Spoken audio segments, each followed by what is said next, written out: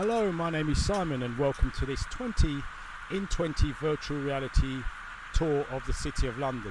I am now standing outside the Royal Exchange. Now this neo-classic designed exchange was built in 1840s by William Tite, but there has been a Royal Exchange at this location since 1566. Now it was the idea of the of a Royal Exchange was conceived by John Gresham, who wished to have a location where traders could trade stocks away from the inclement weather of London and from the rain and the people and noises, as we can see around us now. It became an instant success, and by 1571 Elizabeth I gave it a visit and patronised the exchange, and it became the Royal Exchange after that.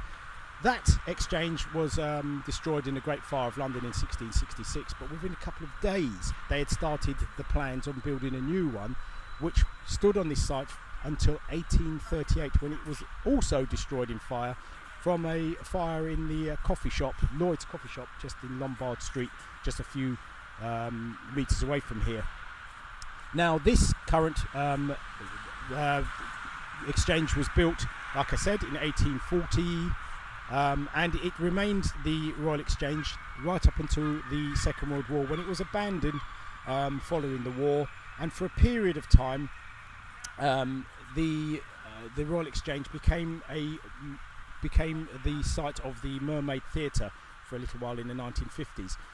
Now the walls of the exchange were ringing again to the sound of stock exchange in the 1980s, when the futures market came here, and then after that the sounds of a different trade can be heard from within its walls now, and that is a trade of high-end shopping and retail and leisure dining. Now I'm just going to turn a few steps over to the side here, and we've got what you can see in front of you now is the Bank of England. Now what you see is what is often referred to as the curtain wall. That's a 3-foot wall that runs around the whole of the Bank of England, the whole of the 3-acre site. It was all that remains of the John Soames's original building of the Bank of England from 1788 to 1833. Anything you see above that wall is all new, modern or newer. It was built in 1930s.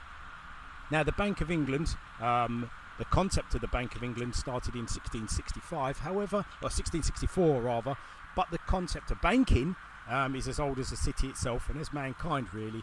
The need to deposit your money in a safe place and to borrow, it remains the same now as it is now, and that's what the Bank of England served. Now it remained the government's banking. It managed its debt, and it held onto the national treasury.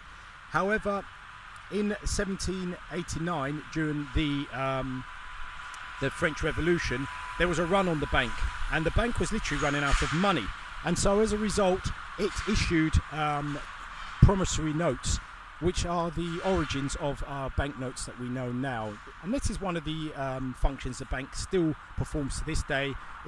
It issues the currency, and it also holds onto the reserves, the gold reserves of many countries. It is said that the Bank of England, what you see is a bit of an iceberg. What you see at the top is just the tip of it. Most of it goes down some 40 stories down below the ground, where most of the gold reserves are held. That is the Bank of England.